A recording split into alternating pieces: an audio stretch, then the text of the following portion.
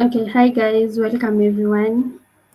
My name is Daphne and I'll be coordinating the session for today, which is the ICD with Jenkins. So, the quote of the day is the magic you're looking for is in the work you're avoiding. So, basically, I think that is self explanatory for those who are procrastinating things. This quote is for you. Okay, the agenda of the session is we'll be having an icebreaker, and then I'll talk about the community, and then we'll get to know what is CICD, what is Jenkins, and then we'll also get to understand the benefits of using Jenkins for CICD, and then CICD with Jenkins with a simple demo, and then complete Jenkins pipeline, and then we'll also have the Q&A session. The icebreaker is for the day is if you could swap job any tech CEO for a day, who will it be and why? So maybe I can get answers from you guys from the comment section. If you could swap jobs with any tech CEO for a day, who will it be and why?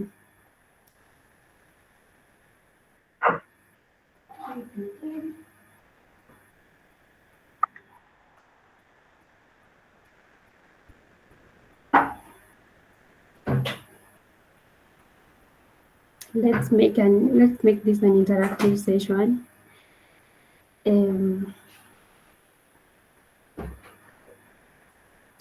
If there's that one CEO that will want to swap job for a day, who would it be and why? Okay, I can see from the chat box, Sam is saying Elon Musk so that I can be the richest man in the world. Of course, everyone is after money. And then um,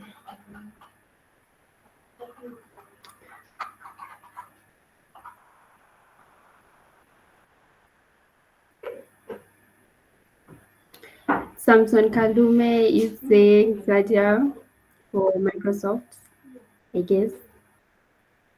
Why would you choose him?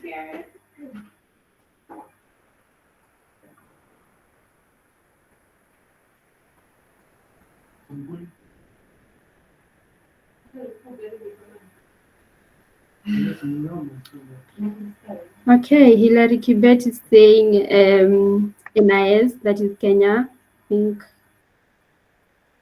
CEO, NIS CEO, just to see the tech stack they are using for spying. Wow, nice one. Awesome. Sam is saying he'll choose that so that he can earn his salary for a day. Okay, I like that.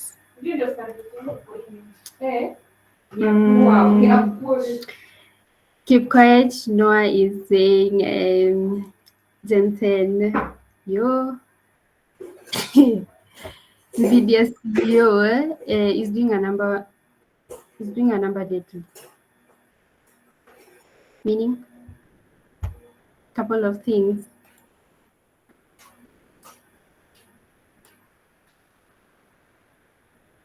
Okay, so we'll move to the next one. And I'll be talking about the Nairobi DevOps community, which is hosting this session today. And our mission is to create a supportive and inclusive community that values diversity and supports learning and growth. And then our vision is to be a leading DevOps community in Nairobi and beyond, driving innovation and empowering professionals to excel in their career. And then if maybe you want to help out in the community, you can help by running workshops or talks that come easy to you. And then you can connect with us. You can connect with Nairobi professionals, and then you can give feedbacks on how to make the community better. And then also you can help us by sharing our posts and posting our channels. And then you can help us in organizing events. And And you can also help us in branding. You can help us by joining our branding team. And then we have different socials for our community. If maybe you're not part of it, that is LinkedIn, WhatsApp, Twitter, Discord. You can scan these QR codes and join in to our community. You get to network, to learn, and I'm sure you love it there. So I'll be welcoming the speaker of the day, that is Maxwell Ochieng. Maxwell, you can take over. Thank you, Daphne. So, good evening, everyone. I hope you're all doing good. So, I'll be your speaker of today. Take you through CICD with Jenkins. So, I hope it will be a great session, and at least everyone can take something home just to get started with, DevOps. Uh, because Jenkins is part of, that whole topic, or a career DevOps engineer. So I think I'll share my screen.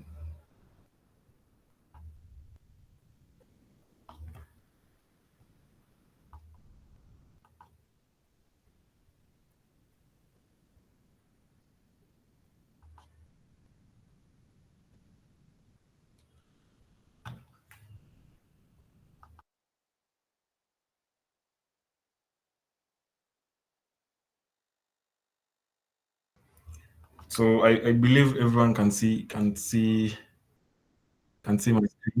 on the other side. So that's Daphne or Samuel, you can confirm for me. Okay, yeah, sure. Yes. Thanks for that, guys.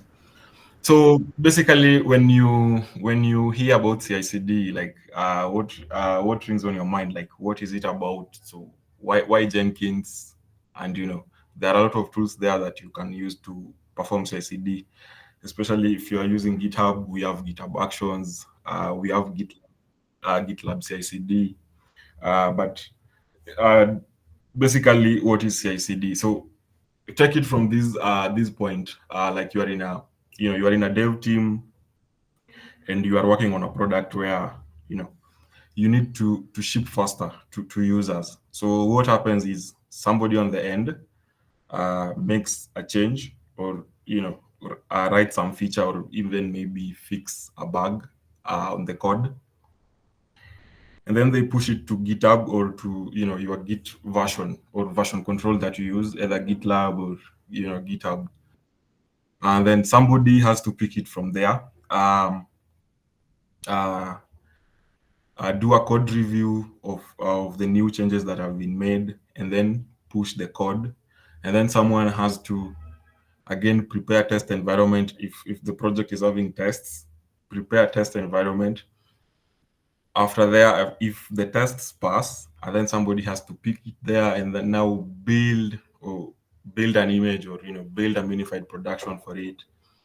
And then again, this person now has to push it back. So you see, this is like uh dev team. Somebody has to be there for that. Somebody who's reviewing, testing, building, and then deploying to production environment. So you see, this is kind of tiresome or tiring, for somebody who's doing this every time. Maybe you're making changes, like 10 changes a day, and somebody has to come to do this. So basically, CICD basically, CICD stands for continuous integration and continuous delivery, or continuous deployment. So, when you employ CICD, what you basically want to do is to automatically and continuously test, build, release the code changes to deployment environment without somebody having to do all this, but it's automated by a software tool. So there are several tools, like I've said. We have Azure Pipelines, we have Azure Code Pipeline. Sorry, that is AWS Code Pipeline. And also we have Jenkins. So Jenkins is the most used CI/CD automation pipeline tool that can take you through and just see what happens, um, how you can automate this code testing, building, releasing, and deploying to uh, that is production environment. So why CI/CD pipeline? So I've talked about like what used to happen, traditionally. So what somebody will do. So when you employ CI/CD pipeline into your code or into your project, so you get to save a lot of time. So you increase productivity among the team members, which means so nobody is involving themselves in writing performing these tests, building this new project or this new release that you have, and then deploying it to the production environment because it's automated for you. So you get as a dev team, what you get to do is to basically focus on the development rather than what happens after new change has been done because there's something that takes care of that. So after shipment of these new releases that or these new changes that you've made. So when there's an environment prepared or a server dedicated for that, where once a new code has been checked to master branch, maybe you have production branch. So depends with the team again which branch they use for production release. So there's an automated script that does that. Once it senses like there's a new change in this branch, so it ships the software quickly. And then what used to happen is because now this involves developing team and operations team. So instead of somebody in the team having to just go through what changes you've done, so you will wait until maybe like a day or 2 days the team verifies everything. But with this one you get to release the changes you've done so quick to the production environment, and you get users feedback. So let's say like Safaricom makes a change to the M-Pesa app and people are like, oh, this color, no, no, no, no. So, and people will talk about it online. So, as the monitoring team, they monitor and get to see what users are saying about the new release. Is it good or bad? What can they improve on? So, such things, are benefits of using CI/CD. And then reduce risk on software delivery. So, when you have a dedicated server where you run things or you run this automation, you've written the tests, tests that should be performed. So not so this involves where now the script is doing the test and it's building. So it doesn't involve somebody doing it because when you're doing this, you're doing it on the same environment that mirrors production, which means if to work on the first place, of course errors can be there, but this reduces risks again when it comes to somebody doing this on their own and then pushing it to production. But if you have a machine that is designed for that, prepared for that, tests are written, it performs that, it builds, and then it just ships the new image of that software to production. So those are just a number of benefits of using CI/CD pipeline. Yeah. So this topic for today is about CI/CD. So as I've talked about it, um, what happens from the moment you make code changes to production. So and the things that are involved, they are testing, building, and then releasing the new software. So there are a number of tools that are used to perform these. As I've said before, you can use GitHub Actions if you're somebody who's familiar with jobs and all those things.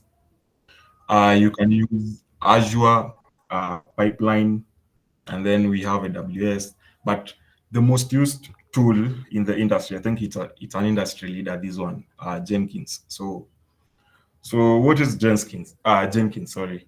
So Jenkins, this is an open source software that you get to install on a dedicated server just for to integrate with your version control for continuous delivery and continuous deployment. So this tool, Jenkins, will take a look at it. So Jenkins has a UI. Once you install it on the server, it has a UI where you get to create the jobs, install plugins, and even just uh, create credentials for various jobs that you are performing. So it has a user interface for configurations. Of course, we've said that, and then you get to configure all your pipelines there.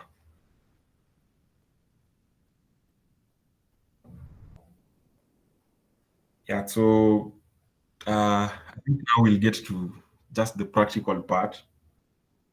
Yeah, of course, theory, theory is not enough. So I'll just get to at the practical part. So those who want to follow me, of course, I already have these in place, but I'll just take you through what will happen. So in action, so what we'll have is so I have a simple EJS full stack project on GitHub that we will use.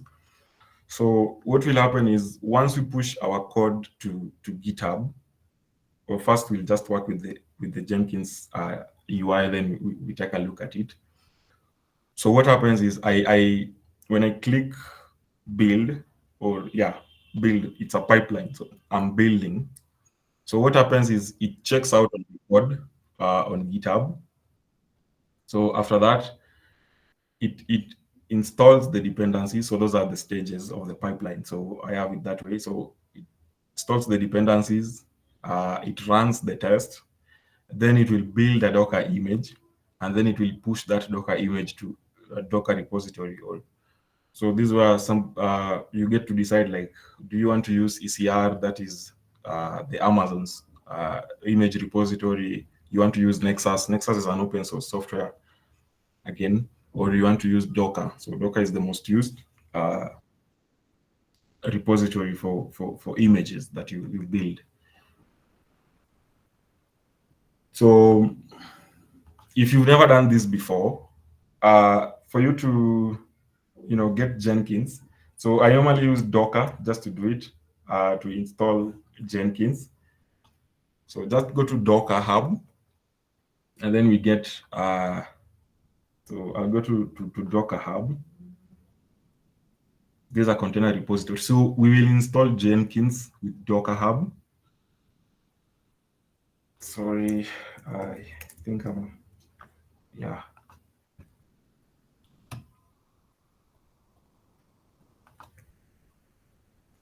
Yeah, so go to hub.docker.com. So that is the link, hub.docker.com.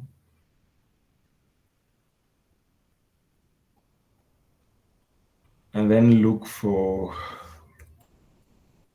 Jenkins. Just search Jenkins. So this is the software that we use. So of course you can see the deprecation notice. So there's an official Jenkins image. So the official one was deprecated. So I think there's one that they are maintaining currently. So just click on the first link where they tell you there's a new one. Yeah, so this is the now new one that Jenkins is maintaining.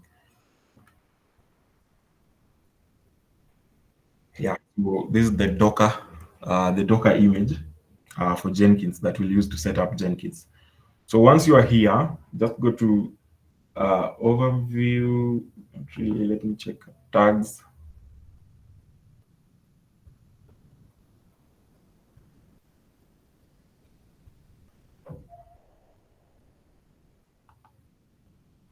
There's a documentation they want us to check out.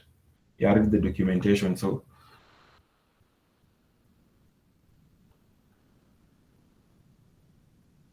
yeah, documentation. So when you check out the documentation that is on GitHub, there's a way to start it. So this is the first one. So when you use Docker run, when the image is not there, it will pull it first, and then Docker, of course, Docker runs on Apache Tomcat. So the default port is 8080. So this is you bind. So this is the port that Jenkins runs on, and then this is the port. So this is the first port. So you bind the Jenkins port to your locally machine port, again 8080, and then the second port. Now this is the master and slave. So this is where Docker, not Docker role. Sorry, Jenkins communicate with the slave nodes. That is, so we have like Jenkins for Windows, Debian, Red Hat, so things like that. So your Jenkins master get to communicate with the slave, and then this is just a flag. Restart on failure. You can have it, but I think we'll use the down one where we have the volumes. So the reason why I want these volumes, so that in case of any restart or any failure, we get to persist the data that was there. So we created an account, so we need the password, and so, or we've created a job. So in case of failure, since we've mounted volumes, so volumes is like storage. So take it that way. So in case of anything, when you restart, the container, you can still find the data that you had. So just take this uh, second command, and then I'll show you what we should do. So there are some things that will change. So instead of LTS, LTS. So just say LTS to get the latest one. So just remove the JDK part and then restart some failure. So everything looks good. We have the port. And then now you want to run it on detached mode. So detached mode, it means you don't get to see everything. It's like when you start a React app. So every time you save, you see those things. So in detached mode, like it runs on the background. So run it on detached mode. But since I have it already, so you just go ahead and do that. Running on Windows, do we use CMD or the terminal? I haven't used Windows before, but I think Windows you have PowerShell, so PowerShell can operate the same way. I think so. I'm not a Windows person though, so maybe somebody who has done it before. Terminal is good to use. Okay, yeah, there you have it. You can use Docker Desktop on Windows. Okay, WSL work just fine. Yeah, so there. I can see a couple of examples there on the chart. So Wise, I think you can just check. Yeah, so since I have it, I'll just do Docker PS. Docker PS gives me the containers that are running. So I have this container here, Jenkins. I think this is the one that I was using. So yeah, I think it's running already. If Docker PS can show me that, then it's running. So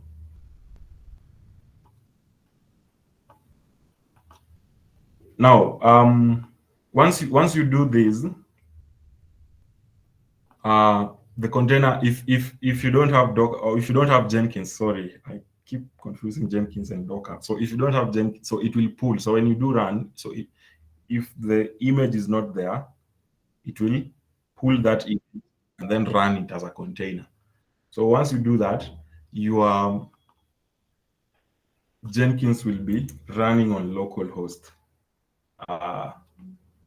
8080.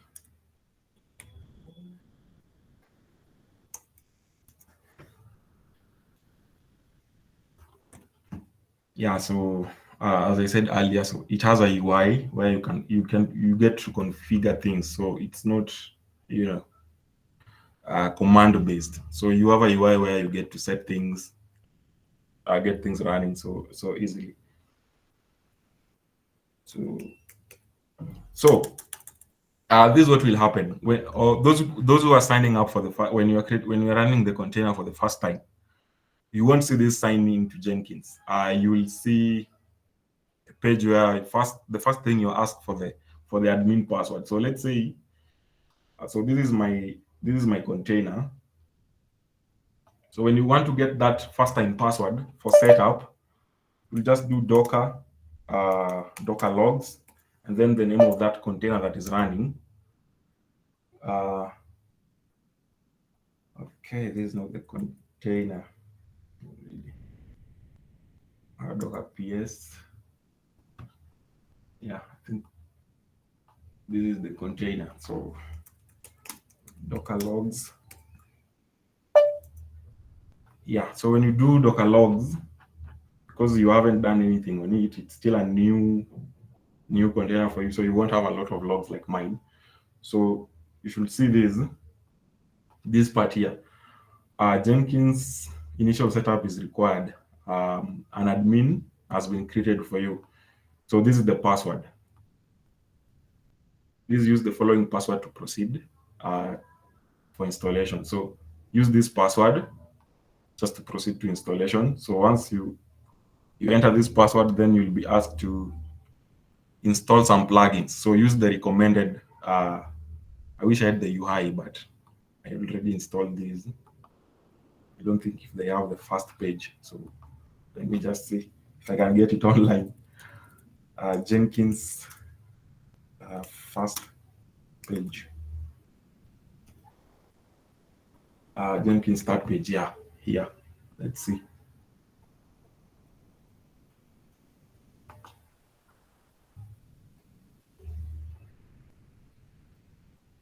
Is there one that I can use here? Really?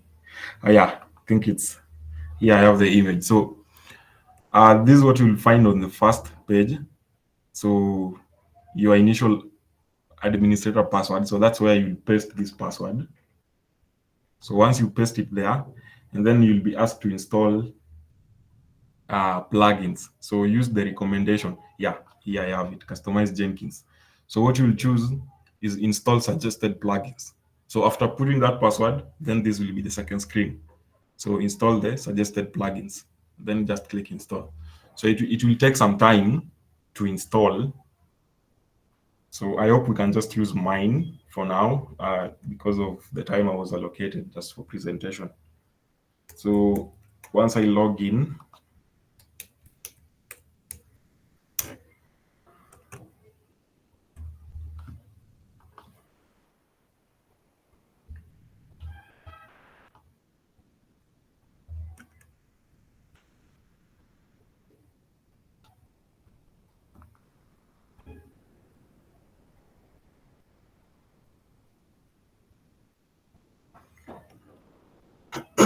okay, so this is the Jenkins sorry, user interface. So we have the people. So people is basically anyone who can log in into this test system. So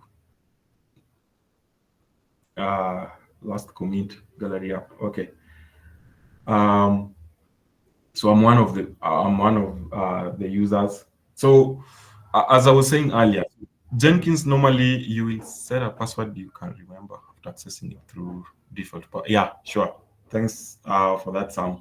So once you've installed the once you are done with the installation part or the customized Jenkins part, now you'll be asked to create a user. So you enter email, name, username, and password. So make sure you remember it's a password that you remember because that's the password that you'll use every time to log in. Yeah. So as I said earlier, Jenkins can be installed on a dedicated server. So what I did is I installed it locally on my machine. But what happens in real world industry when you are now a DevOps engineer for a certain company, you install this on the server. So we have AWS, we have DigitalOcean, or we have Azure. So you given like a server SSH and password, so you can log in there, install Docker, and then now install Jenkins with some things like that. So it means it's running on a server instead of locally. So that's what happens. So and this is something that you can configure, uh, on the instance that is on the cloud, you can configure, create for other users password just to access it. So it's like team thing. You can create for your team members logins. Yeah. So we have this build history. So this is where just you can check um, the builds that you've done. Of course, you can see here when I was preparing for this, the number of failures I got. And then now the most important part is manage Jenkins. So I'll just take you through the UI, most important things. So when you go to manage Jenkins, so I want you to check Jenkins as as your local machine. So before you automate these tasks, there are tools that you need. Maybe you are configuring or you are creating a pipeline for a Node.js application or a Node.js server or a Java application. So there are tools that you need. Maybe you need Maven or Gradle or you need NPM. So there are four major building tools. So we have Gradle, we have NPM, we have Maven, and we have Yarn. So those are the most used ones. So plugins. So when you go to tools, let's just start with tools. So Jenkins by default, there are some plugins that are installed for you. So Maven, Gradle, so those are installed for you. So you get to and even Git. So see, Git is the first one. So this plugin it already exists. So when you find any tool here, it means it was already installed. So you see Git installation.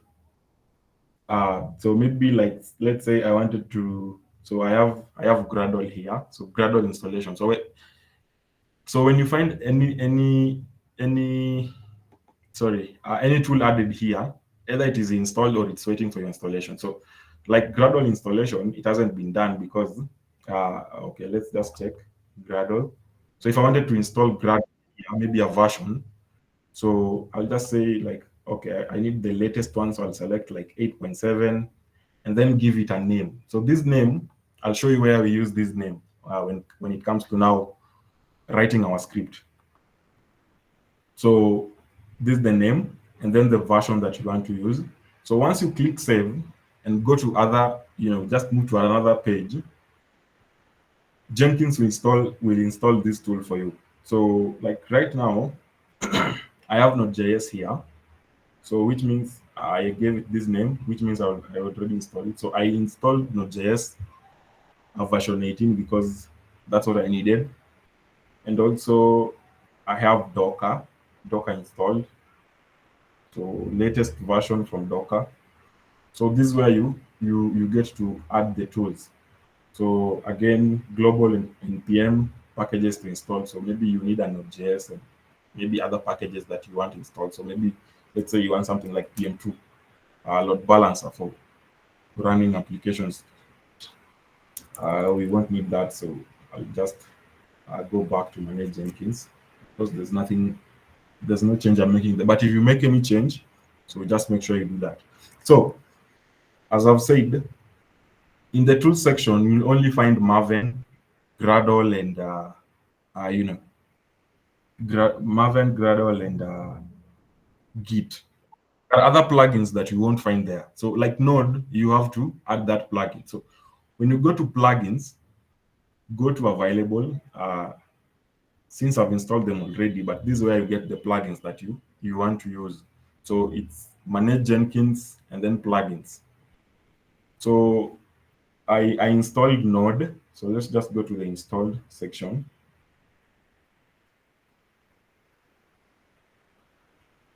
So if I search Node, so you see this Node.js plugin. So it's the one I'm using to install Node.js on the tools section. So this side I'm on plugins. So I get to install the Node using this Node.js version that I want using this plugin. So that's all about plugin. So even if I search Docker right now, so you see this Docker plugin that I have here.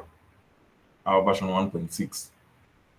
So yeah, so this is where you so when you click, so let's say I needed this ant plugin, and I go to sorry, it's already installed. So let's just look at available, and then let me just test. Uh, let's say, okay, let me check if there's, yeah, you see there's a MongoDB plugin. So if I check it, I'll be told to install. So that's what you do. So once you search that Node.js plugin or the plugin that you want to use, you check it, and then you click install. Yes, Franklin. I think Franklin has a question.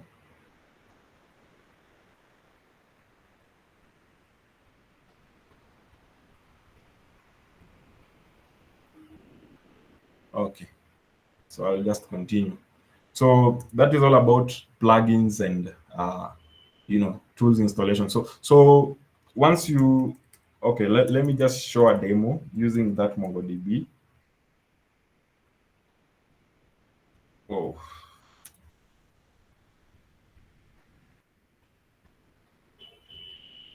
so once you do this, you click install.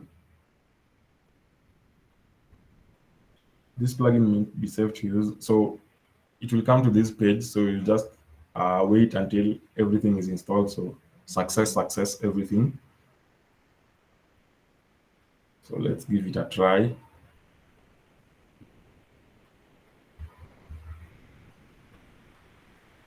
Yeah, so if restart Jenkins when installation is complete and no jobs are running, because I'm not going to use this plugin, so I won't restart it because it takes a lot of time to boot back.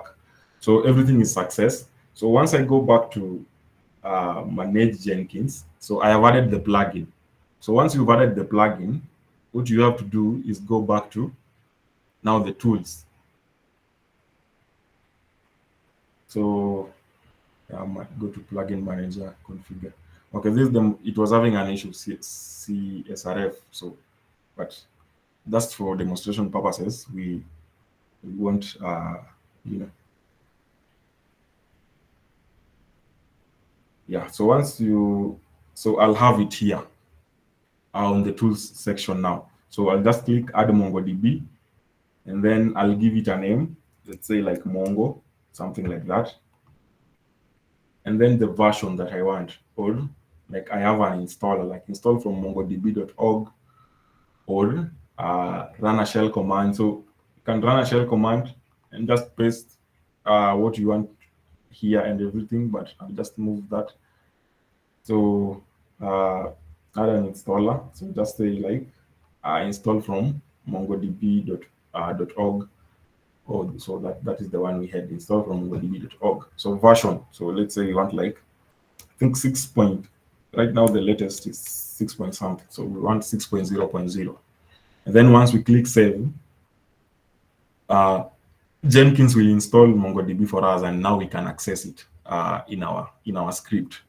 But don't think we need that, so I'll just cancel it and then go back without saving anything. So changes may not be saved, so I don't need it.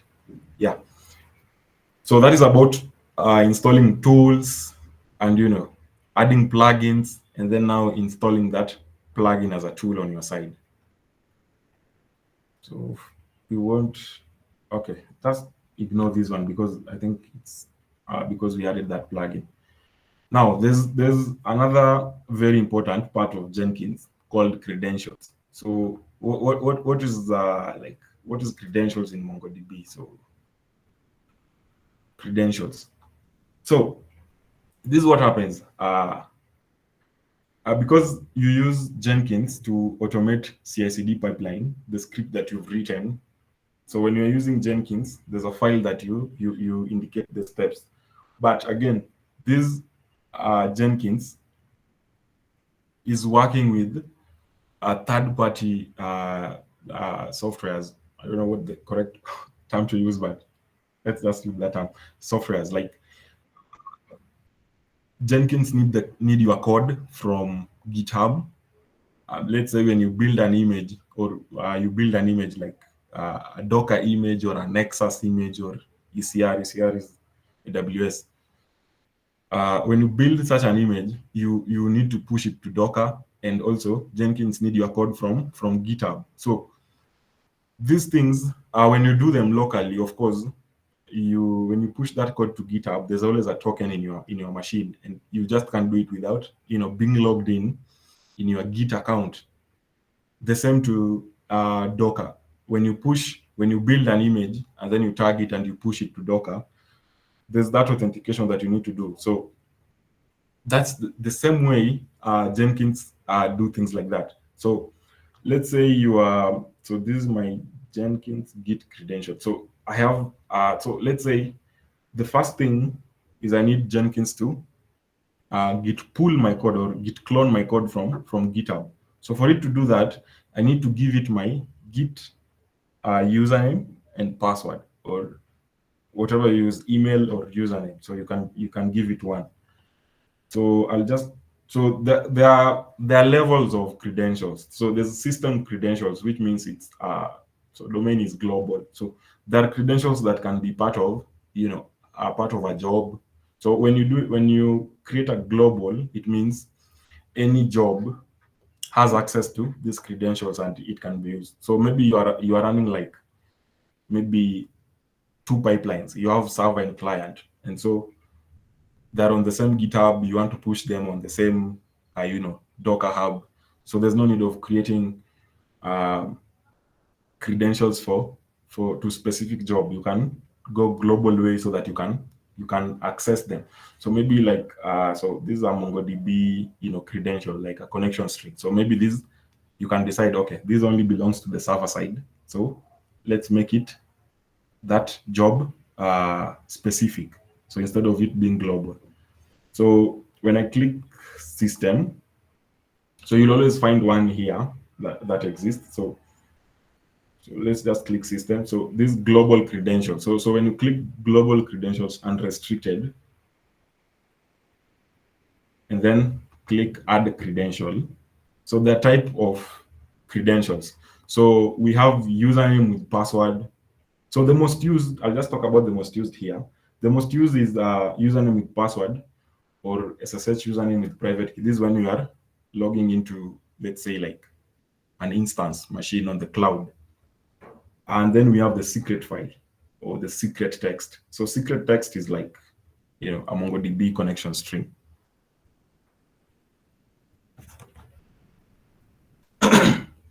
So a secret text. So that is just like some text that you use to, or this is maybe like, like an API key. So secret text. And then we have username with password.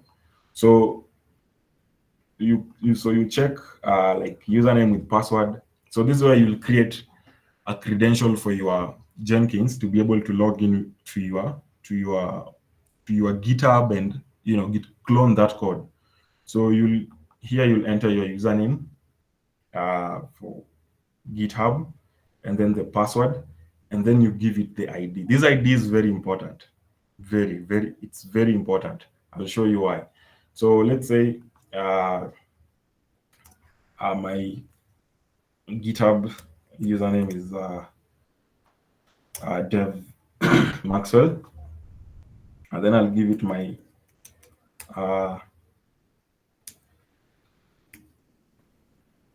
Git password, and then the ID. So I'll say Git credentials. You can say just Git login credentials. So this ID, it's very important. You write something that you can, but you'll always get it when you save it somewhere. So just make it like a single word. And then the description, it's not a must, it's an optional one, so you can leave it. So when you do that, you create a credential. So yeah, and this is the ID that tells you like what kind of credential that you created. It's a username with password, but it's a Git login credential. So once you create it, you will find it in your credentials. credentials list. So here you can see like I have Jenkins Git credentials. So this is the one I used to log into GitHub with Jenkins and then git clone that code. And then I have these Docker Hub credentials. So as I told you earlier, like you know, it involves cloning that code, running tests, building a Docker image, and then pushing it to Docker Hub. So that means I need a Docker Hub credential. So I need to give it my Docker Hub username and Docker password. So it's a type of username and password credentials. So for those who are there with me, you can just create the Git credential and then add it there. So so that is the uh, credentials. So how you work with credentials on Jenkins. Now, so how do we create like a pipeline job? So ICICD pipeline with Jenkins.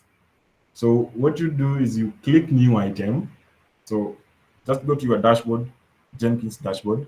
So there are a number of items that you can create here. We have a freestyle project. So freestyle projects, these are very simple, scripts. Maybe you just want to run and see the versions of tools that you've installed, like maybe Maven or Gradle, just a shell script, a very simple execution script. And then we have a now pipeline. This is the most used one.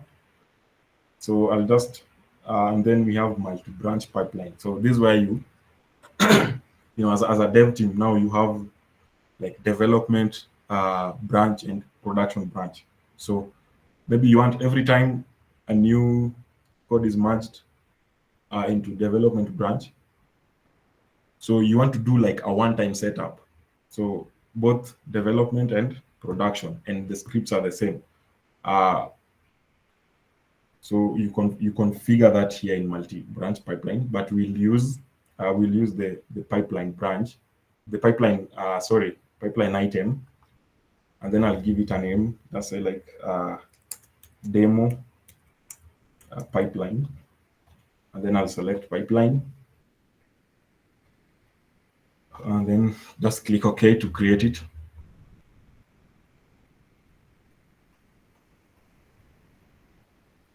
So once you are here, so this is where now you configure your pipeline. So description, so what this pipeline involves. So maybe say like pipeline stays in your version control. Okay. So pipeline for maybe gallery app, something like that. And then description. So do not allow current concurrent builds. So here, I think we'll just check.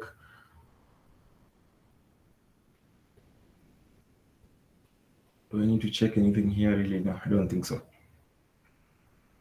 So build triggers. So we'll choose GitHub hook trigger for Git SCM polling. So here you select GitHub hook. And then pipeline script. So here you want to check. So because we have a code on GitHub that we'll use, so we'll say the pipeline script will come from the SCM. So SCM is like source code manager. I think I'm not sure, but I think that's the full meaning of SCM, source code manager. Yeah, pipeline script from source code manager. So it will come from the SCM, source code manager, and then we choose Git. So once you choose Git, so it will you will enter the GitHub repository. So just write pipeline script from SCM, source code manager, and then the SCM. Let me just check, maybe help for feature. Okay, and then you choose Git as the source code manager, and then you'll have. So here you'll have the repository URL. So I'm on my GitHub, so I'll just go to GitHub profile, and then look for. So maybe I can share this code with you guys. Just give you the link to it, and you can use it to So I have this gallery app that we will use just to showcase this demo.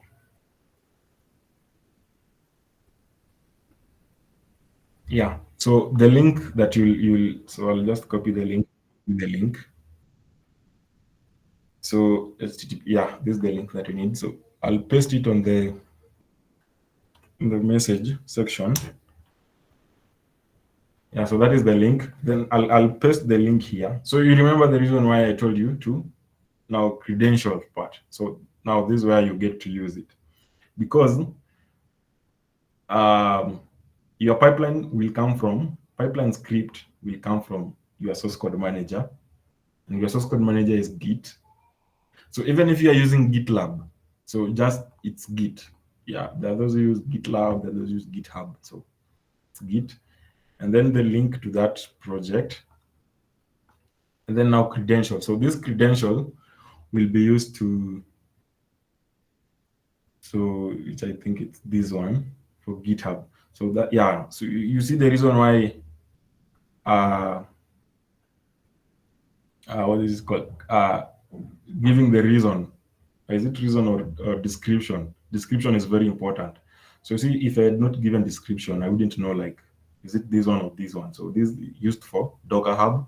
So this is the one used for Git. So I'll give it that credentials. So once I give it that credential, so the branch I want it to work on is master. So this will be pre-filled for you. So I want to run this pipeline on master branch, and then so repository browser auto, so just leave everything. And then now the script part. So this is the script. So when you check up top here, your pipeline script is from a source code manager. So which means you need a script that Jenkins would build on it. And that file should be called Jenkins file. So if you check at my code, see, I have a Jenkins file here, so which I'll show you in a minute, like what happens. So you select Jenkins file, and then you click save. So once you save this, of which I won't do because I have it already. So that's it. So on the top here, maybe you can discard all builds if you want. Do not allow concurrent builds, and check that. Check discuss all builds, log rotations. Okay. GitHub project, throttle builds. So yeah, those are options you have, but I don't think they're that important. The very important one is GitHub, the build triggers. So just I'll show you why we select this build trigger. GitHub hook trigger for Git source code manager polling. Once you select that, you'll select your pipeline script from a source code manager, and then the source code manager will be Git, and then you put the repository, the GitHub repository URL there, and then you give it a credential that it will use to git clone that project of yours. And then the branch is master, or anything that starts with master. So I think that's the reason why there's that star there. So you can maybe just make it master, just master branch like that. Yeah. Now I need that star. Okay. And then the script path, you give it this Jenkins file, and then you click save. So once you save, which I will not because I have it, and you give it a name on top. When you go back to your dashboard, so you see demo pipeline, which I did not save. So you'll find something like this. So the one I created is this one. So I'll just click on it, and then click configure, and then we look at it. It's the same thing that I've just done. So I'll just click configure. So you see, I left everything there unchecked. So I checked GitHub hook trigger for Git SCM, then pipeline from script. So just everything the way I had it like on the demo part, and then you click save. So now let's go to the code and let's look at these Jenkins files. So what is this Jenkins file? So Jenkins file, this is where you write the script that it's like the processes or the tasks that will be performed on that uh, when you run that pipeline. So what happens? What do you want to do? Sorry, opening that Docker. So so script, we have two types of script. We have declarative and what's the name of the other one? Somebody help me on the chat. We have two types of script when it comes to Jenkins file. One is declarative script and scripted. Yeah. So someone said scripted. Yeah. So scripted. So the one I have here, this is a declarative script. So when I say agent any, so let me just show you the syntax. So the first thing is you write pipeline, and then agent you choose any. So there maybe you want to work with another. So there are different agents, but for now I'll just choose, like, I'll use any for this script. And then now the tools. So as I've told you, remember when I was talking about tools and plugins. So there are tools that you find that are already there for you, which means you won't need to declare them up top here under tools. So Maven, you can just use it like Maven build or Gradle LW, Gradle W, something like that. So you don't need to declare them here. But for Node, since it's not installed, so you have to declare it, so that when this script starts running, it will check under tools and find that, oh, you wanted to install Node.js 18 point something. So it will install for you that tool. And then now we have the environment part. So this is where you get to, like, declare your variables that you want to use in this script. And then we have the stages. So stages, it holds stage, and then stage has steps. So steps can also have script. So this is what will be executed when you start running this script. So stages, we have stage. So the first stage, as you can see here, I have installed dependencies. So I'm using npm install because it's like a JavaScript application. So the first stage for me is I want to install the dependencies first. So since I've declared tools Node.js, so if Node.js is not there installed already, it will install it for me. And so now you see, this is why I told you this is very important, this name. So let's just go back to to our manage Jenkins, just for a second, just to show you why I was insisting on that name. So when you go to tools,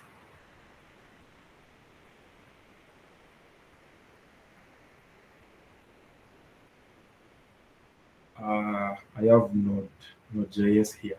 So you see the reason why this name was very important. So which means my pipeline will look for a tool that was named Node 18, and if it's not there, it will perform for me an installation, and the installation it will install Node.js version 18. And if there's anything that I needed from Node.js, that is npm, I also have npm installed. That is global npm packages to install, which I think npm is not there. Because when you install Node, I think it comes with npm. So let's say maybe I wanted to install something like pm2. Yeah, pm2 is an npm package. So it will check for a tool with this name node 18. So that's why I have it here as node 18. And then if that tool is not there, it will install it. So once this is the first phase that will run first, checks if the tools are there. So once it has checked, checked into my code and cloned it, then now it runs this. So now steps. So I'm performing like on your terminal when you are in a project like this. So npm install. So this is like a shell I'm using. So when I use sh, so that is the meaning of sh, like shell. So shell run npm install. So it has already checked into my GitHub, cloned that code. It has that code, or in the process. So when I run npm install, it will install all the packages. And then now the next stage is run application test. So I have tests here. So server test.js. So the first thing it checks for if my database is connected and everything, so that it knows like everything is okay. So then it continues. And then now the next step, I build an image from that application. Now, because I'm building a Docker image here, which means I need a Docker file. So I'll just show you, although this is not the topic of today, but let's just dive like a little bit into Docker. So I'm building an image for this project of mine. So what I need, so from node version 18, create a working directory called app, copy the package.json file, and then run npm install, because this package, these two packages, they have the dependencies that I need, and it's the one that will be used to, install the packages. Since when I check this code out when I push this code to GitHub, not modules are not always pushed. So it will copy everything that it has into that working directory that it created, and then it will expose port 5000, and then this is how it will run my. So what I'm creating here is I'm creating a complete image for this project that I have. So when we check out my Jenkins file, so the first thing, so under steps, then script. So this is just echo. This is just like print, Python print, like building and pushing the image to Docker Hub. Now, credentials are very important part. It's the reason why we created those credentials. So you see, very, very important, the credential ID. So I need to do something with Docker, or maybe let's say if it was Nexus or ECR from AWS. So the first thing first, I need to like get those credentials. So this is how you get the credentials when you want to perform something like now with credentials on the script side. So you remember when we were doing Git checkout, when we selected that Git source code manager, and then it asked us for a password. So it was very easy with UI. But now when it comes to now script section, now you have to do something like this. So with credentials, and then the type of credential is username password. We created a credential type username and password for our Docker. And then the credential ID. So this is the ID that we created, Docker Hub credentials. So we'll give it. And what I want is I want the username variable, so the username, so this is how we get it now from Jenkins. So the username variable, and then we pass it to username. This is like you saying, get that username from Jenkins and make it as a username. And then get that password variable from Jenkins and make it password. So that when you come to your now shell executions, when you say Docker, so this is the command for building an image when you have Docker file. So you need this Docker file for you to build an image. So build, Docker build, T means tag. And then so when you are building and tagging an image, first thing you need is your Docker name username. So That's the first phase. And then you say slash, so that it knows that this image belongs to who and who on Docker Hub. So my username on Docker is like dev Maxwell, then slash, now the Docker image. So the Docker, so I declared some variables up top here, Docker image name, and then the tag. So I'll say Docker image name and then the tag. So remember when you let me just go to Docker Hub. When you pull that Jenkins image, it had a tag, the colon and then the LTS. So let me, instead of doing that, let us just, yeah, talk about it. So the tag has to come from after this, semicolon, so which shows like it's a tag. So of course, Jenkins, it involves a lot of things. Maybe you don't want to. So every time your pipeline runs, you don't want to use this 1.0 every time. So there are things that you can do. You can get the version of that image. So remember when if you've used Git before, you know how to tag tag applications. So let me just open my terminal here. So let's look at the version of this. So if I say like something like git tag, so you can see like my app right now is on like tag v point version 1.0.0. So you can do this. So in your script, you can get the tag of your recent push on master. So what is the recent tag? So it's like 1.0.1. And then now instead of using hard coded, now you put the tag there. So there are a lot of things that you can do with Jenkins. So instead of using a hard coded tag, now you use the project tag, the current tag. So something like that. So that's what we'll pass here. And then now we have to log into Docker for us to be able to push to Docker. So it's the reason we created these credentials on Jenkins.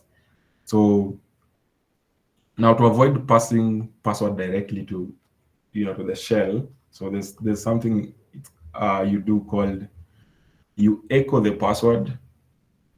Or just go and check, like even ChatGPT can tell you, like, when you do this, what does it mean? Because I've seen when you try to pass in password directly, there's always a warning. So to prevent that warning, this is what is done. But you just go ahead and just learn why we do this and everything.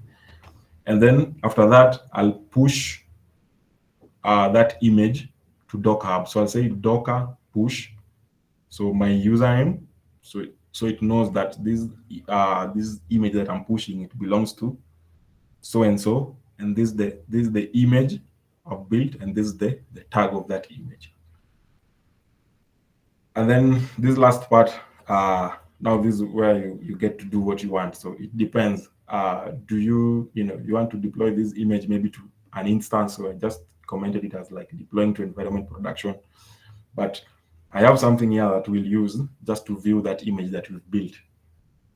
So once you have such a file, now it means you have a Jenkins file and you have your script ready for for building and everything. So when I push this code to GitHub,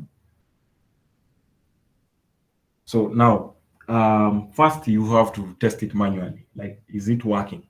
So since this is the latest change that I have on GitHub, which means this code is is up to date. So let's just go to Jenkins and go to, I won't save it, but for you, if you made any change, just make sure that you save it. So let's go to gallery app. So you've seen that I showed you the configure, that this is the same code that I have as the way you have it. Okay, there's something I've not explained here. This, I know you're wondering, like, why did I put this MongoDB?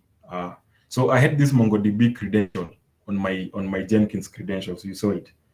So when I push this code, it's always a good practice. Like when you're working with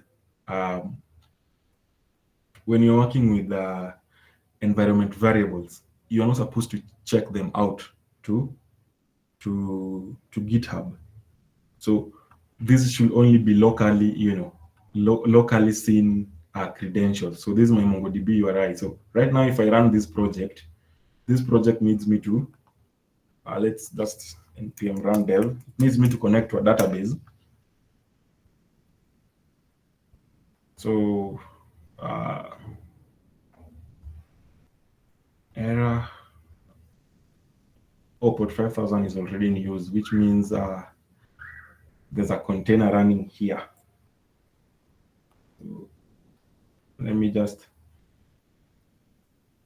change the port because I'm not having it on server file.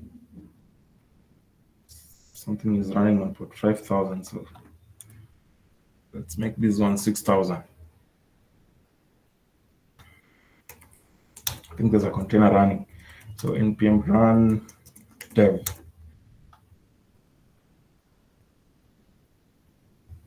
So server is running on local 6000, and then just give it a moment, it will connect to the database. Database issue. Okay, this I think it's just a network issue. We just restart it. That should be able to connect to that database.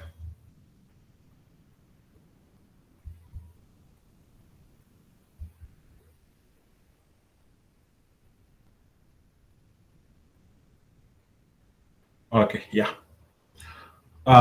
So I have my database connected. So which means when you look at my test, this test is about the server test.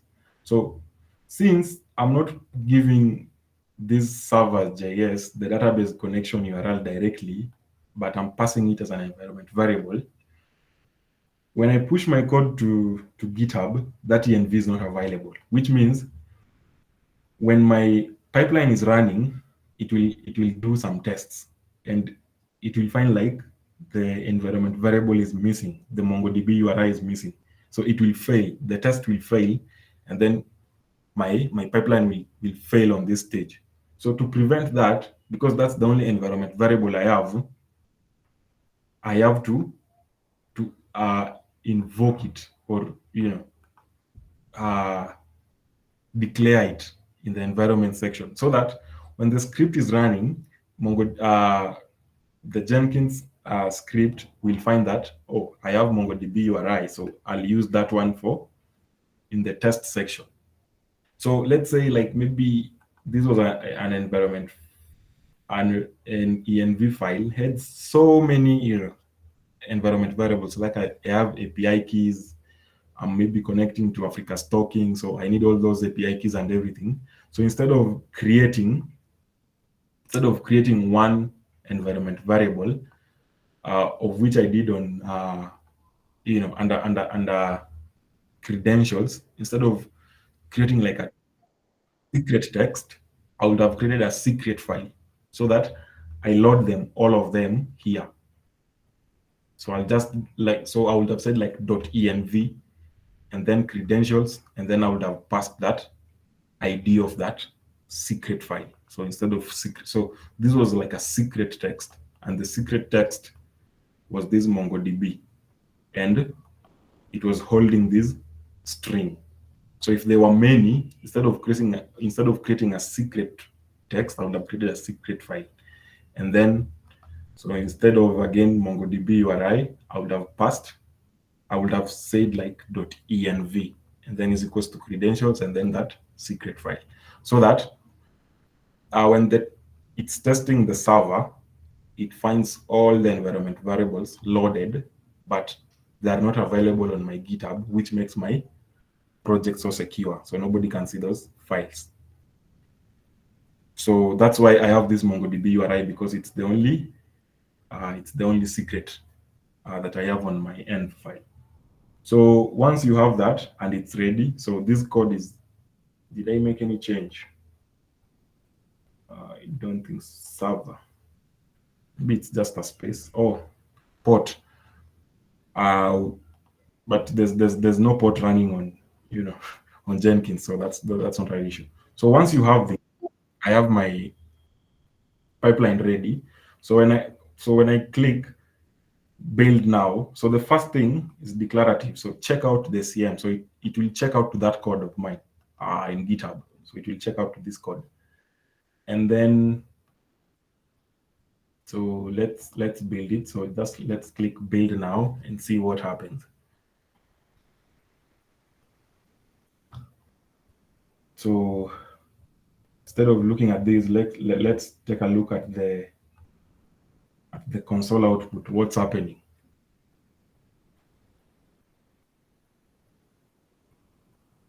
So the console output, so this is what happening. So you see it started by the user. So it obtained a Jenkins file from my GitHub, from the Git.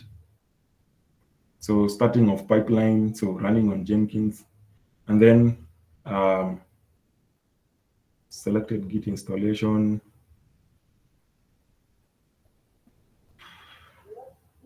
So it's doing npm install, masking supported pattern, so MongoDB URI, which makes it available now to the code. So it's running npm install, installing the dependencies we need to run this project, run that project. So sometimes it takes time, especially if it's your first time and it's for the first time that it's doing that.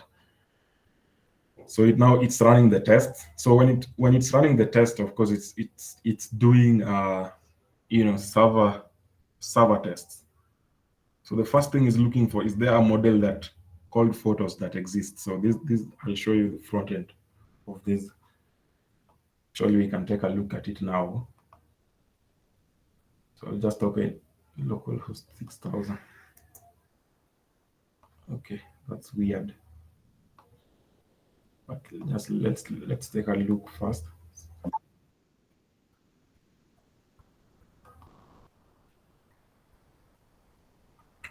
And guys, there's always a possibility that it will fail.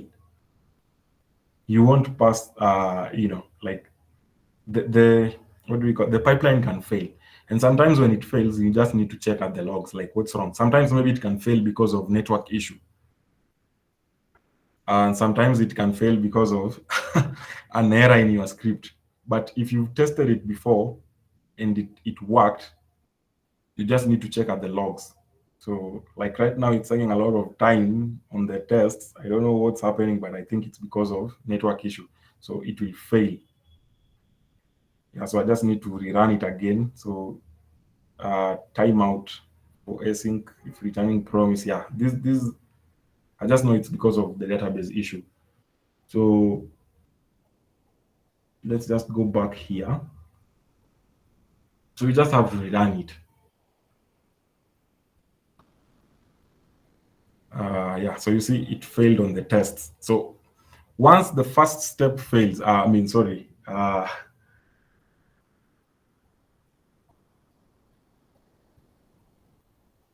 yeah.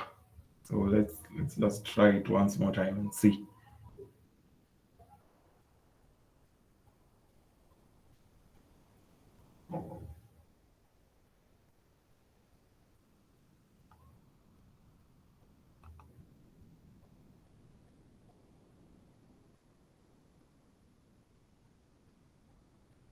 So it's running the tests.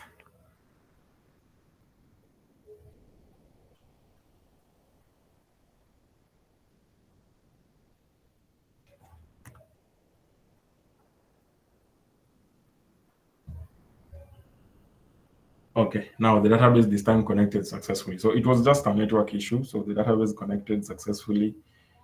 Build and push, building and pushing the Docker to Docker Hub. So something failed here. Docker not found. Okay, that's crazy. Because I have Docker on my.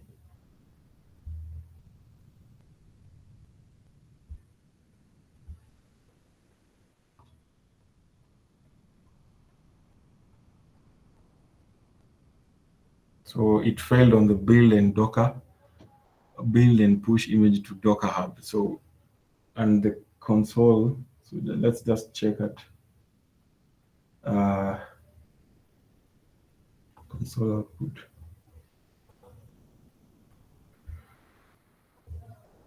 And the issue is the Docker not found. Okay. So I think this is something to do with the container. So let me cancel this, and then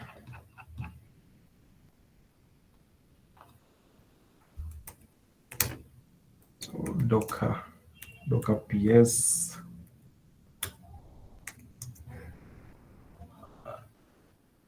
This is the container. So let's just create the container and just, so I'll say Docker exec interactive terminal, and then the container name, and then the bash. So let's just do Docker and see. Oh, Docker command not found. Okay, so which means Docker is not available on our on the container. Okay, so let me just exit from that container. So Docker stop.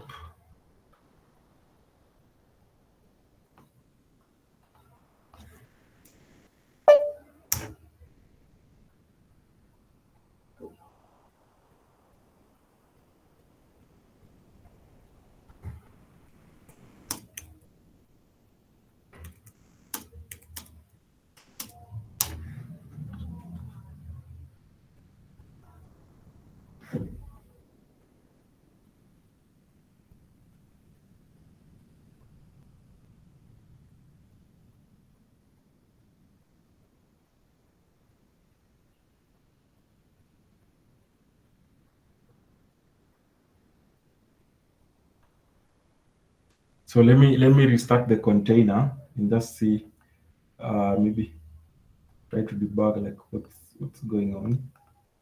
This was supposed to be, so Docker start. Okay, and then Docker PS. I see the running containers, so it's running. So let me just go to Docker exec, the interactive terminal of this container, bash. Okay, let me check if Docker exists there. Yeah, I think I was running the wrong container, so that's why we are getting that issue. So uh, I'll just exit. Yeah. So let's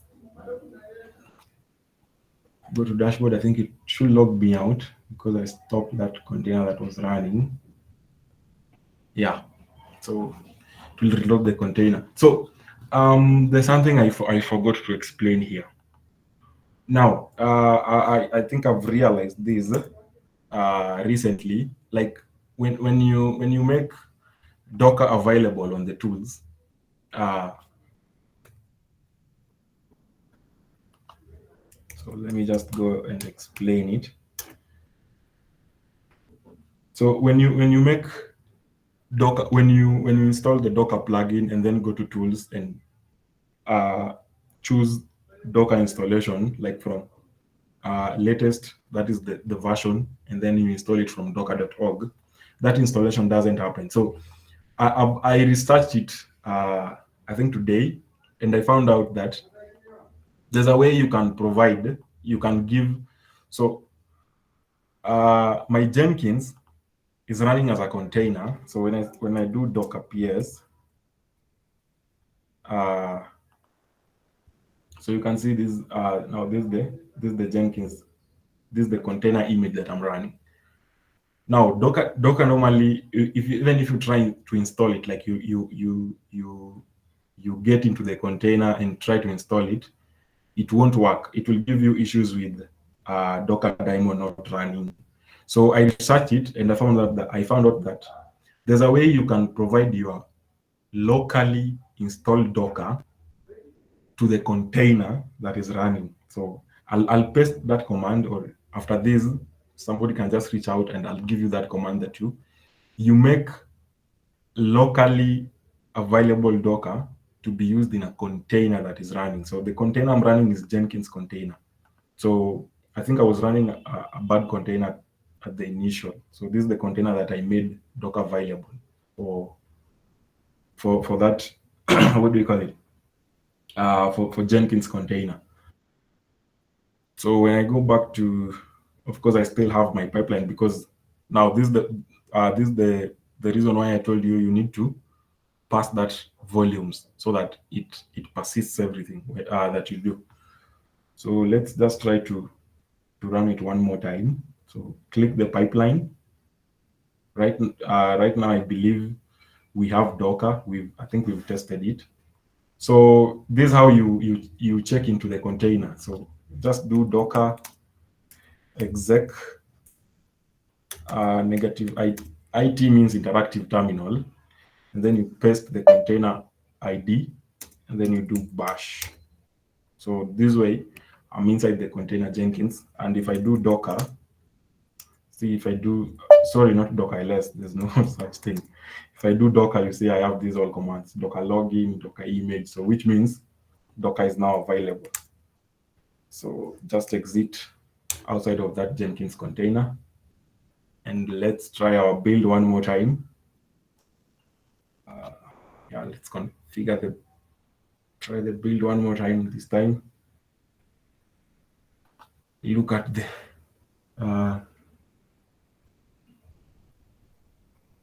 console output. Yeah, it's guys, it's part of software engineering. You guys know that errors and trying to debug, that will be part of your life.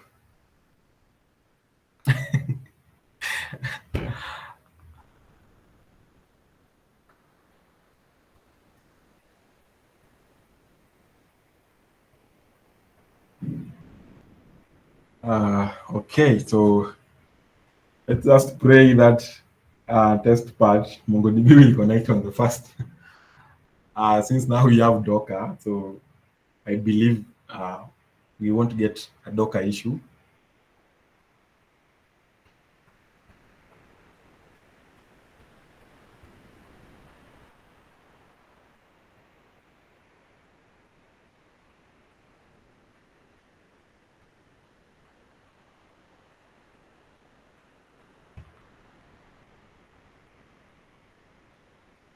Okay, now we are the test part. Let's just hope the network is okay. Photos.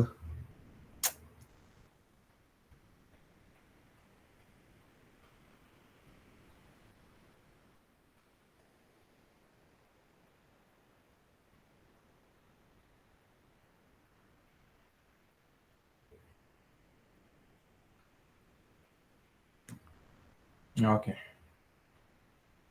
Took too much time, so I'm afraid something is going to happen. Network issue. We'll try it one more time. It fails, we try until that server connection works. MongoDB is having some issues since morning. I don't know why that is happening, but just test it. We will just retry it. Okay. Database connected successfully, so that worked. Oh, is the Docker now? It failed again. Is the Docker daemon running? Yes, which I believe it's running. So okay, yeah. So we'll just try it again. So let's do service Docker status inside that container of ours, or Docker is not running. So service Docker uh, start. Docker must be run as root. Oh, okay. So let's uh, check out into this container as a root user. So negative u 0. So Docker is available. So service Docker start. Okay, now this is crazy, crazy, crazy.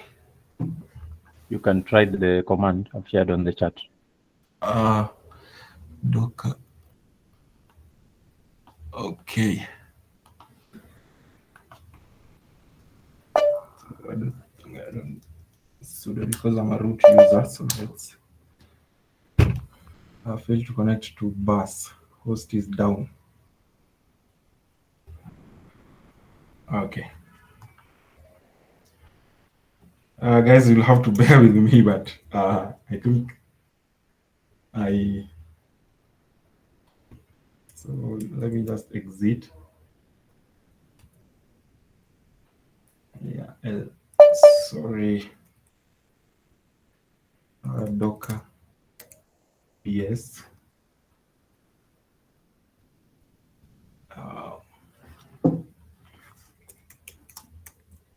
Yes, negative.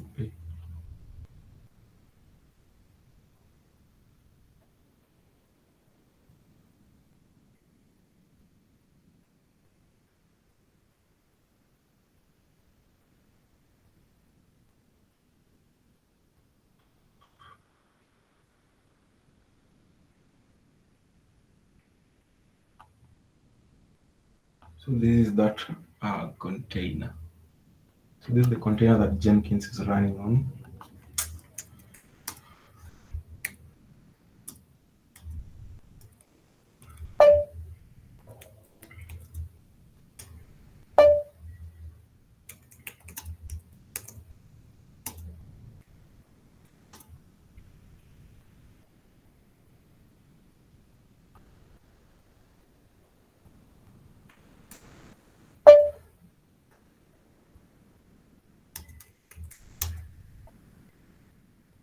Okay. That container is not running, so Docker start.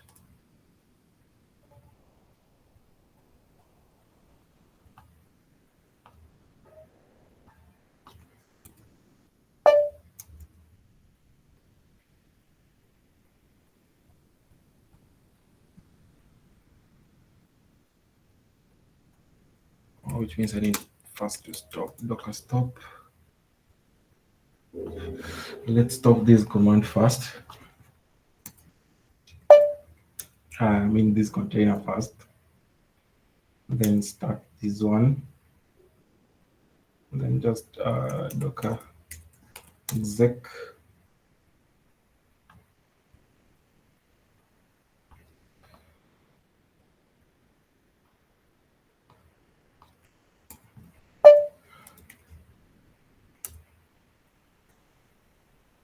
Oh, Docker exec negative IT bash. Okay, do Docker. Okay, so sudo Docker sudo service Docker status. So for oh.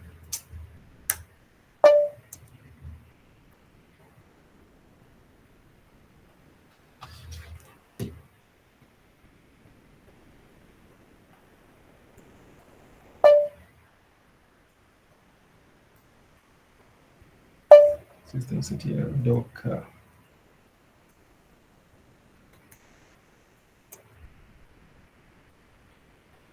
Okay, some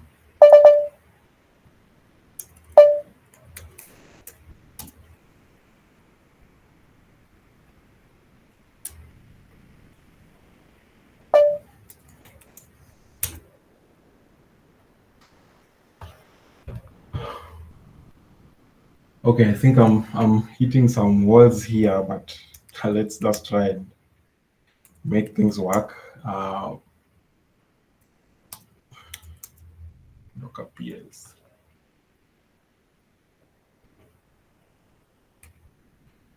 Docker stop.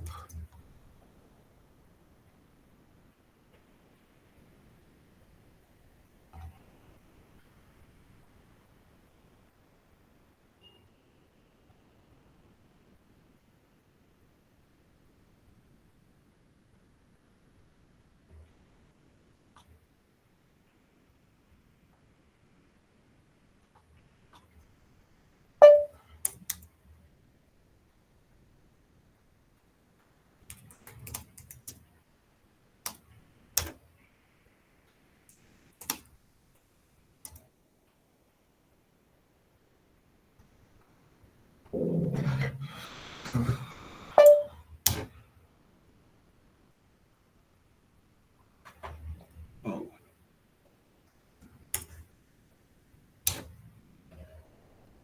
okay.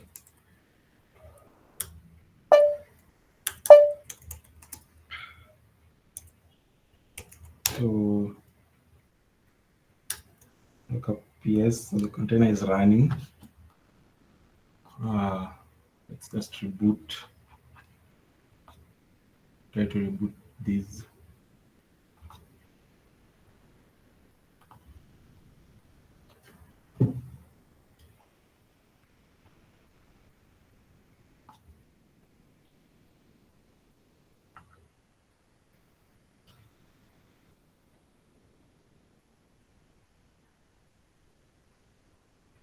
Maybe you can mount the Docker socket from your host in your Docker run command. Docker socket. Yeah, I want to do that. I just want to shut this down, shut this container down, and then mount uh, mount that.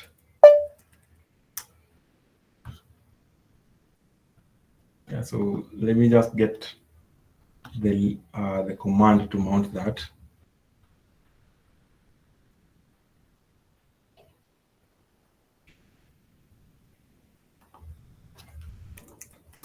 Docker ps negative Docker ps. So I'll just stop this one. Docker stop. I'll stop this, the one that is running. Docker stop. I'll stop this container, and then now mount my Docker sock to the new to a Jenkins container. Of course, I already have the image, so it won't take time to. Let's Docker PS. So it's not running anymore. Let's just test, but it's not running. Yeah. So localhost is down. Yeah. So let me mount that.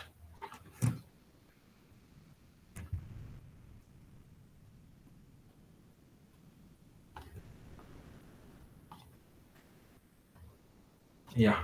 Thanks, Steven, for that command.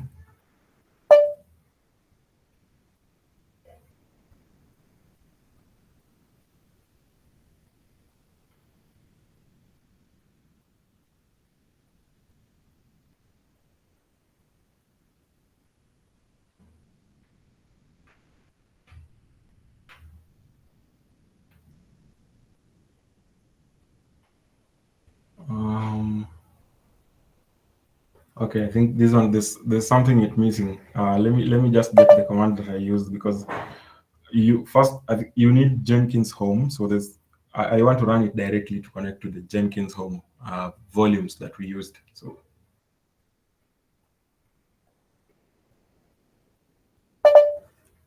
yeah, so I don't think that's it really, because there's something it's missing. So -p 50,000. So that is the slave. Oh, sorry. Port 50,000 for slave and master communication.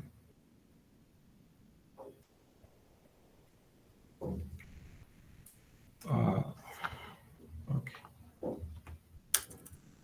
Docker run var run docker.sock.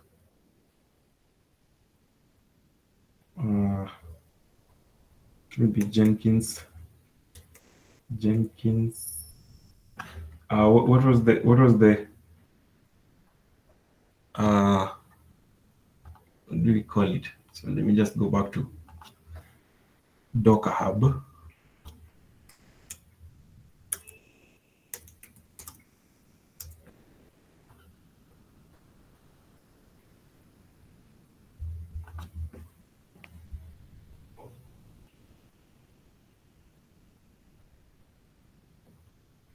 I think Jenkins home. Yeah, Jenkins home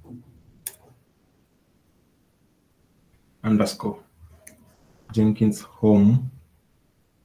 So Docker run var and Docker soak Jenkins home var run Docker soak negative. And I want it to run the detached mode negative D detached mode.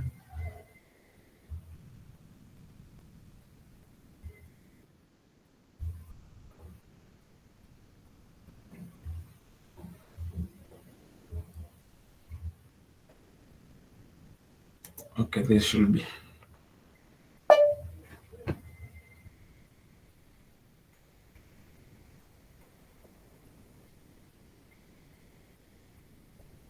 Okay, this should be the invalid reference format. Okay. Let me get that that command, just a minute, and then we complete this. I'm sorry guys for this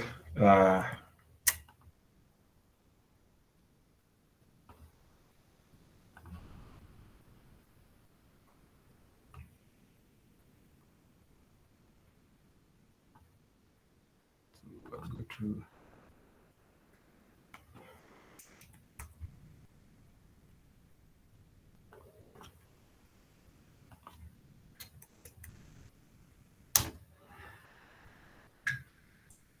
Jenkins, the official repository. This should be the official one.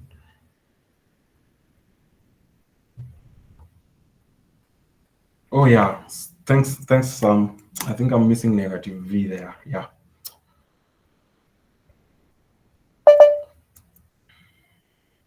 Yeah, okay. Yeah.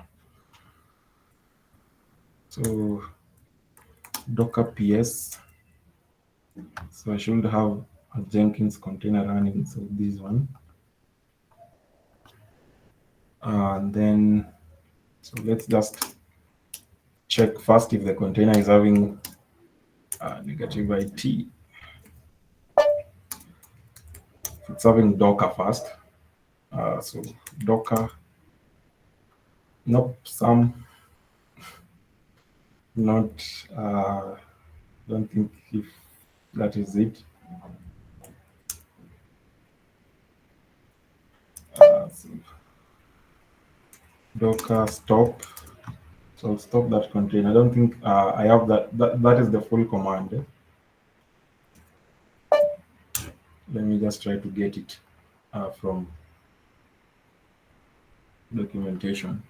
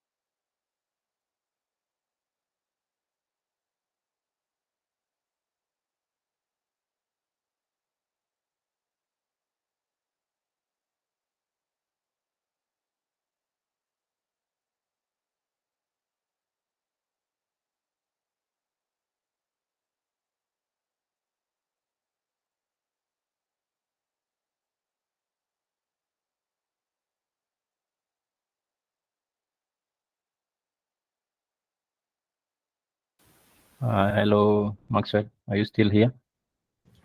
Yeah, I'm here. So I'm just trying to get the command. Okay.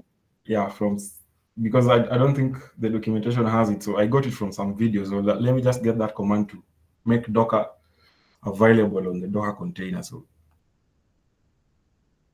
Okay. So you can check within probably the next 5 minutes. If you're not able, probably you can just wind up because we are way out of time.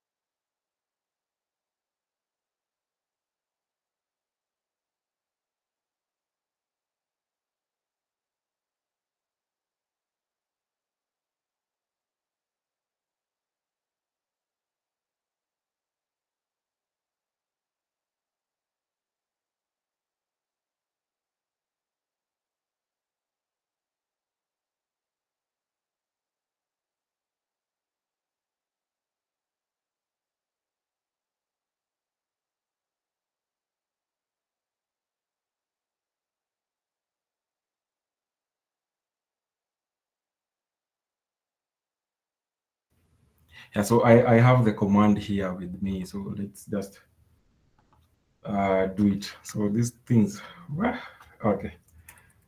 So the command is so what we need to do first is Docker run, and then the port that is 8080. So I'll paste this command for somebody who would want to use it in the future because it's a very long one. So 50,000. Uh, so I bind it to 50,000, and then you want to run it on detached mode, of course. Then now here we start. So the volumes. So yeah, Jenkins home, which we want to mount to now our running Jenkins. That is var Jenkins Jenkins home, and then another volume again. So there are like three volumes. Well, now this is where run docker dot sock to var run docker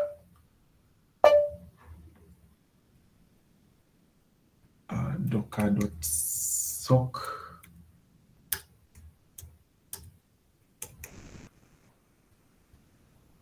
and then -v again.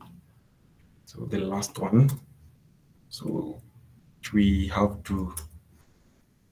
So this command you can't master it really. I'll just paste it there. So which docker?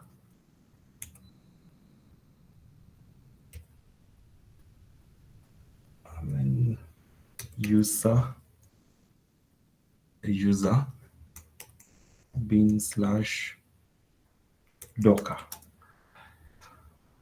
and now the image Jenkins LTS latest. So let's just okay. There's something I'm missing. Var. Which Docker? You didn't write Docker correctly. Oh yeah.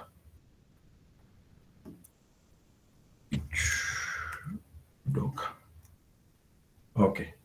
Now we have it. So just not a less, but Docker PS. And this is the who can see the this is the image. So Docker. Oh, of course it's running already. It's running. So let's just go to our local host and try. Let's try to reload.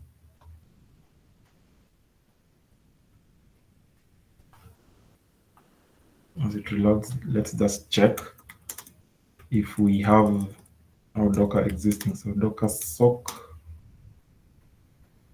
not Docker sock, but Docker exec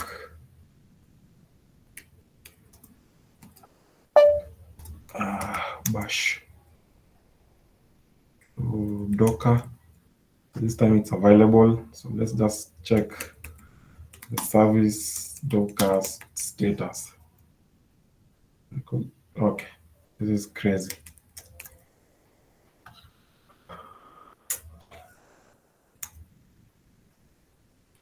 So Docker service status.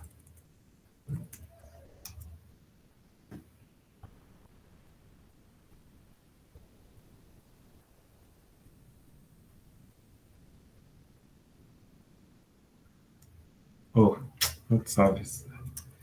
Should be service Docker status. Yeah. Unrecognized service. Okay, so this is affecting my local machine. That's why it's affecting service Docker start. Yeah, should have known that. I'm really sorry, guys.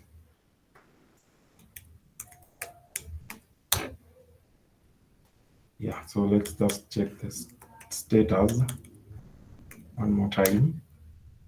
So my Docker is running locally. So let me go to this one, service Docker status. Okay. What's the issue with that? But I hope the service will be working.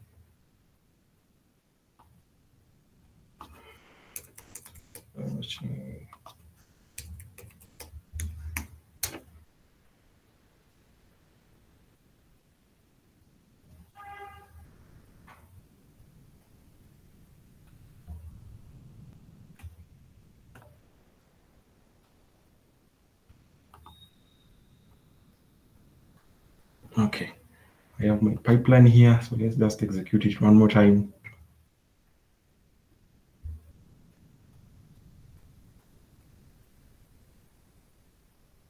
So build now.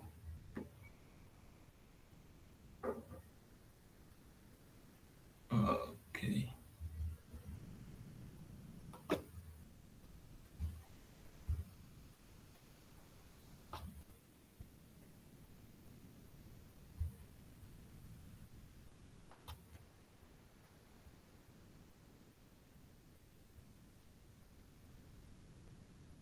Okay.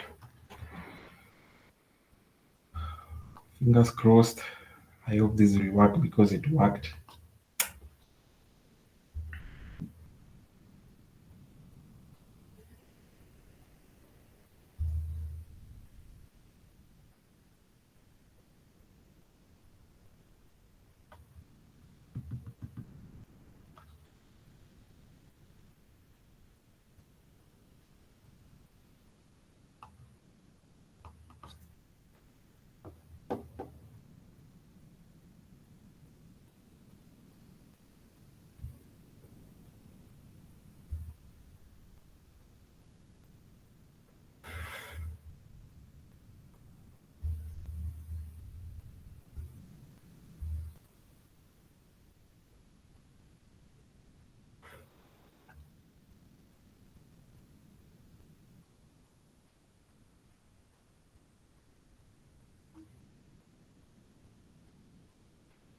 Installing the packages.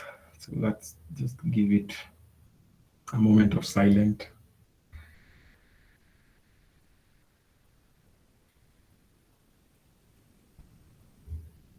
Yeah, so this is why these things you should do them like on a dedicated server machine. So if I had a server, this will not have happened. Like the Jenkins container losing because I had it. So which I think. Okay, this is failing. Post permission denied.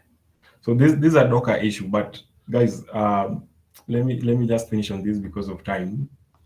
Because in my pipeline, it did work. So I think it's because I restarted my machine and because the containers are online and everything. So let me just show you one of the builds that sorry, not there, but yeah, but I hope you can just go on and try to figure out like what's happening. So I'll just go and check that. So this was one of the builds that was successful. So of course this one during our meeting. So this worked. Docker was. So let me just check the console output for this. It seems to be a Docker issue. So after the tests were done, so database connected successfully. So Docker went ahead and tagged that image. So this is the image name, it tagged it, and then it built that image. And then after successful build or tagging, it then logged in to my Docker Hub using that password. So login succeeded, and then it pushed that image to Docker Hub, and this was the the response that 1.00. So this is the response you get when you push an image to Docker, and then just the last step, deploy to production. Of course, nothing is happening here. It's just an echoing or printing that message. So if I went to Docker Hub, okay, that has messed me pretty bad, but I'm really sorry. These things can happen, especially now that we have to do it on real time and the time is not there for debugging and everything. So when I go to Docker Hub, that is my account.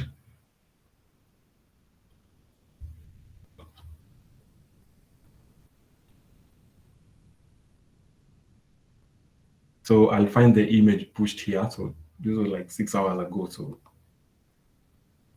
So I'll find the image here, and this is the tag. So how do you? So what is the last step? So what happens is if you look at my my Jenkins file. So the last step is like deploying to deploy to prod, so or deploy to production environment. So there are a lot of steps that you can do here, but now I want to show you this using Docker Compose. So let's say I had like a dedicated server somewhere, a production server. So what I'll do, because I'm working with Docker images, so I need like something like Docker Compose to so there are so many container orchestration. So we have Kubernetes, we have Docker Swarm, but the most used one is Kubernetes, that is K8. So locally, I'll just show you. So this is the image. So I have Docker Compose. So this is the syntax of Docker Compose. So the version, the service. So my service is, I have two services, app, and I have this watchtower. So watchtower, the work of watchtower is just to monitor this image on Docker Hub. If there's any change in this image, it pulls it again, and our app continues to run. So let me exit out of this container, and I think I should be here. So Docker code. So Docker PS. So there's container running here. So this is watchtower. I think it's already running. So since I have Docker Compose installed already, so I can try to run this Docker Compose. So what it will do, it will fetch for this image of mine from Docker Hub, and then run it. Since we package it with everything, so it's ready to run. So let's do Docker Compose app. Yeah, so recreating gallery app, watchtower is up to date. So it will recreate the gallery app. So which means it's like pulling the new change that is from Docker Hub. Yeah, so it's running. So let me just, it was running already, so that's why it said create.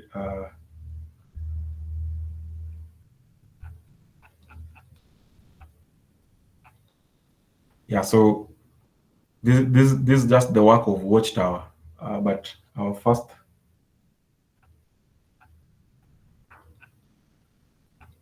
Okay, let me Docker. So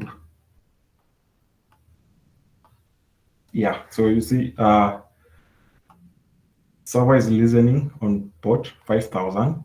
Since we packaged this project as an image, and I gave it everything. If you take a look at Docker file, so I told it, so this is how you start this application, npm run dev, and the port is 5000. So if you check here, server is listening on port 5000, database connected successfully. And with this, I'm not running my local application. I'm running the one on, if you take a look at the Docker compose file, I'm running the one from Docker, from Docker, that is App Gallery version 1.0.00. So if this file, this Docker compose, was like on another server, on an instance, maybe DigitalOcean, so every time I push a change, Watchtower will listen to the changes. So if there's any change, it pulls the changes, and then the app recreates again and now runs the latest changes. So that is like, like some level of production. So if you were to go to this localhost 5000, let's just see what's happened, because our database is connected, it's running successfully, and this is the application, and we are running the application from Docker Hub. So if I were to select an image right now, so let's just see this CI/CD implementation and then submit it. So my database is connected and everything, and if I do that, the application is working. If I refresh, because it's using the database, if I refresh, you see the image still persists because the database connection was successful. So the only question left, so someone is asking, so if it's called automation, why do you have to click build? So after you push your code to GitHub, now you come here and click build. So there's something in Jenkins called hooks. So hooks are used to trigger a new change in GitHub. So go to manage Jenkins. If you have Jenkins, I'll show you where that hooks is. So you provide a link in your GitHub so that whenever you do any push changes, it notifies Jenkins that there's a change in in the source code management in this, because when we set up master as the branch, so there's a code change in master, so trigger it. So when you go to system under manage Jenkins and then system configuration, so you go to systems.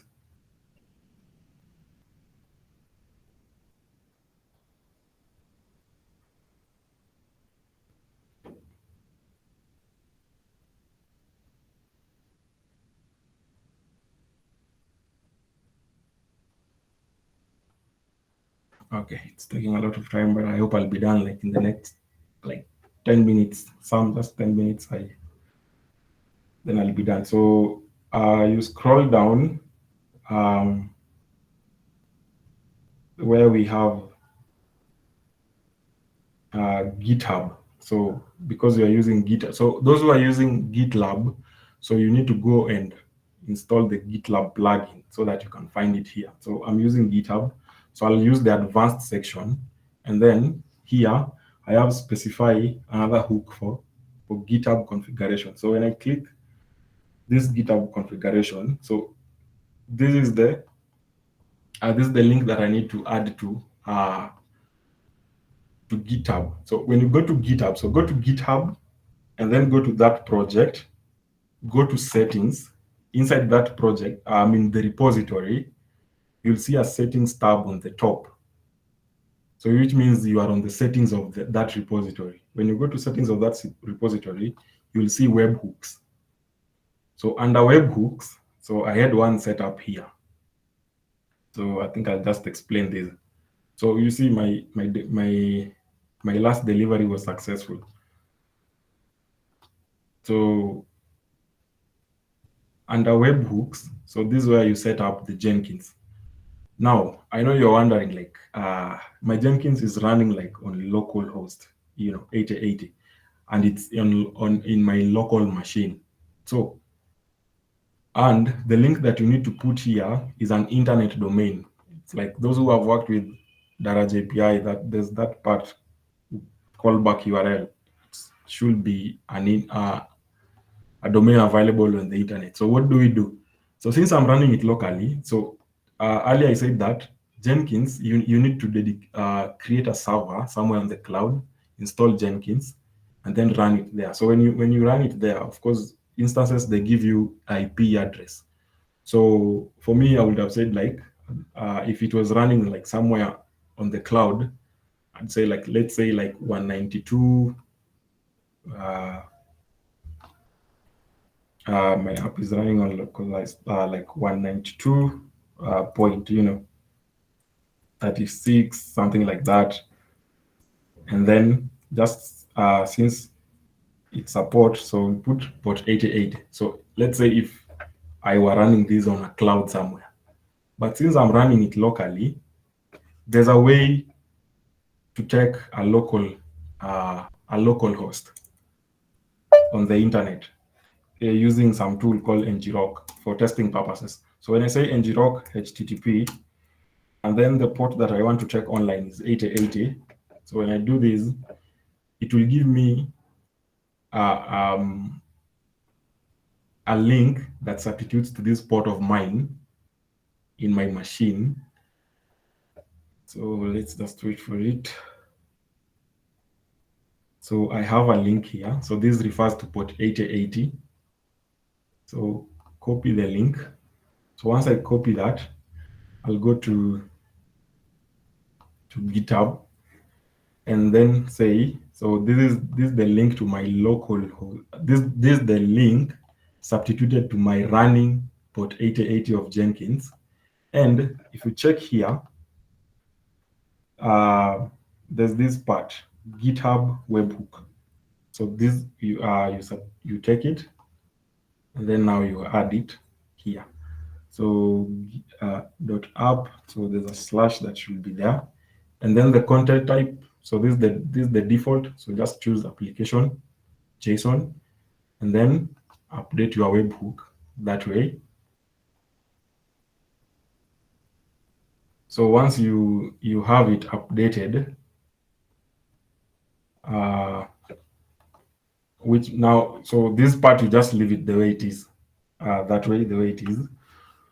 So let's say I were to comment here. So already I have a change that I made. So like port 6000, so something like that.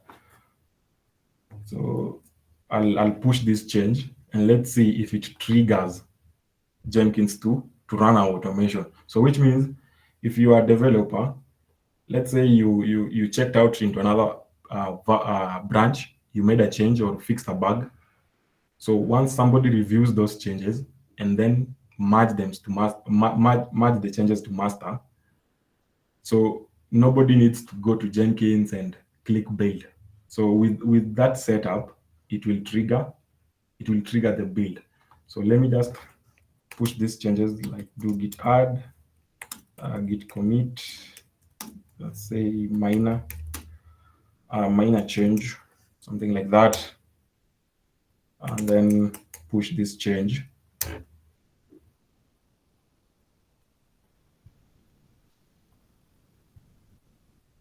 So okay. So once you push that change, so let's just go back to dashboard. Oh, okay.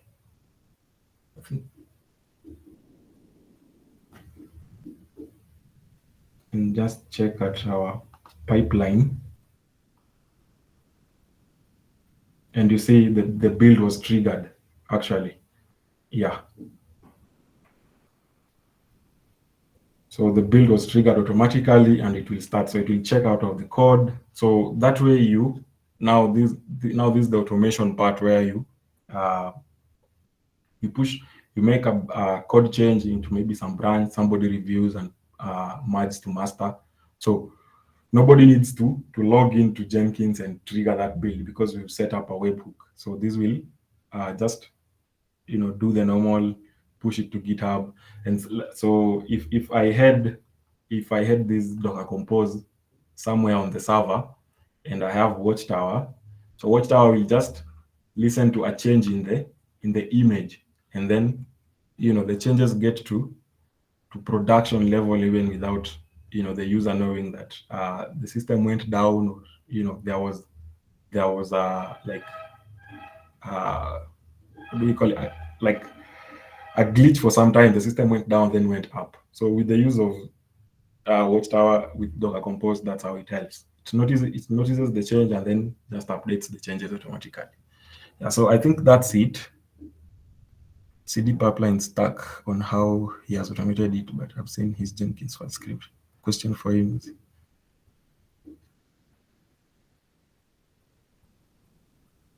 Okay, so Kate, so mostly I don't use Jenkins in my day-to-day work. I use Ansible for us to, of course, just to, because we want to decide. Of course, again, you can still use Jenkins because Jenkins has two features: automation, and just maybe you just want to dictate when. So when you want to dictate like these changes are ready for production or they are not, then this webhook part you can do away with it. You don't need to put it here. So when you want to dictate, so let's say you are working on a very delicate software that needs review after the code has been merged to master. So somebody needs to pull it, review it correctly, and then when everything is okay, then merge to. So you'll need to, as a DevOps engineer, just log into Jenkins and then trigger the build yourself. So that's when you want to take care of. You want to, manage your deployment structure. But if you're working on let's say a static that, it's just a website, so nothing is going to break, or you are sure of the changes that were made, so you can do this kind of automation. So Jenkins gives you that kind of leverage where you can decide when to do the changes, or even again there's another way of triggering these builds. You can schedule them, like let's say at midnight every day, just to run the builds, just check if there's a new change, and build an image, push it to your repository, and then pull it. So somebody is saying streamline it with developer projects for reference and guidance. Question for you: has he worked on any has he worked on any corporate full stack pipeline, and how has he incorporated automation in the various projects? So like I was saying before, I've used Ansible in real world project.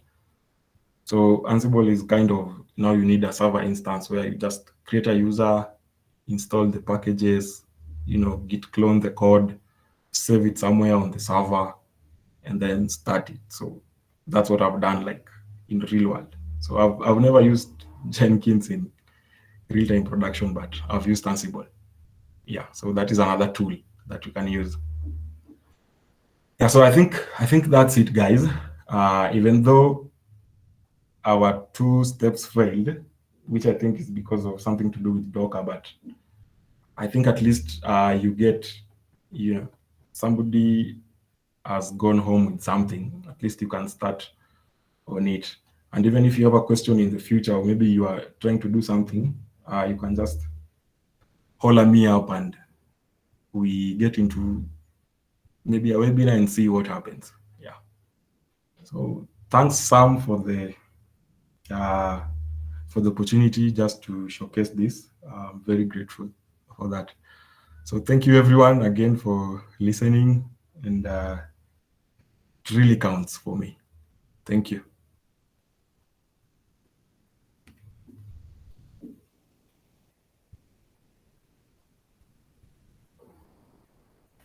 Okay, so thank you for the session, and thank you everyone for staying this long. So that will be the end of our session, and we look forward to the next one. So you can feel free to drop.